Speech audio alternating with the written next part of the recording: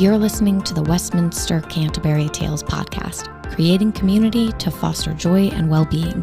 Thanks for listening.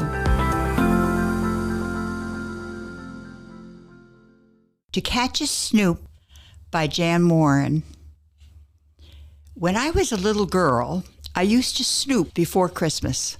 Not a package arrived at our house during the month of December that I didn't feel, shake, sniff, or push open. My mother, who was oblivious to my snooping, was not particularly imaginative in her hiding places.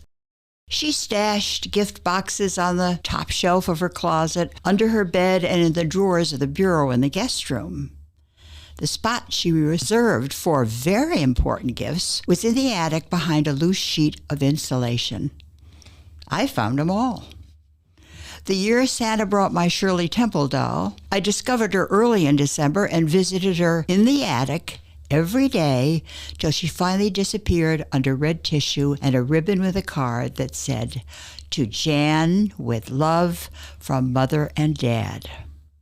The year I got my first two-wheeler, I found the manufacturer's box in the trash bin, and after an exhaustive search, discovered the bike in the tool house, concealed behind a stack of fertilizer bags. In a particularly daring moment, when I was sure no one was at home, I wheeled the bike out of the tool house and rode it, just once, up and down the driveway.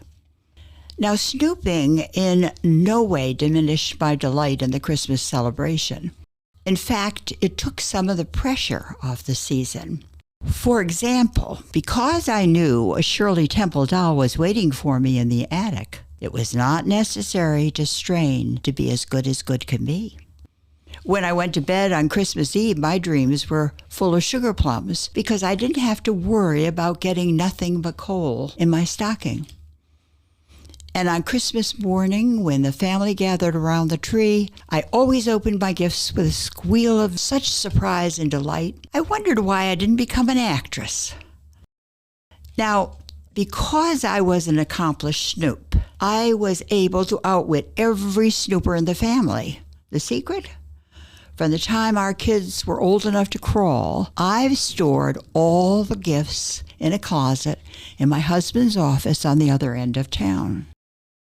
"It's a foolproof system," I said proudly to him each time I dropped off an armload of gifts. It wasn't until years later, when I was bragging about my prowess as a hider of gifts, that Dave corrected me. Yes, your system was almost foolproof," he said. Almost. No one in a million years would have thought of that closet in your office as a hiding place. "That's right," he said with a smile. "No one but me." We hope you enjoyed this episode of the Westminster Canterbury Tales podcast. Thank you for listening.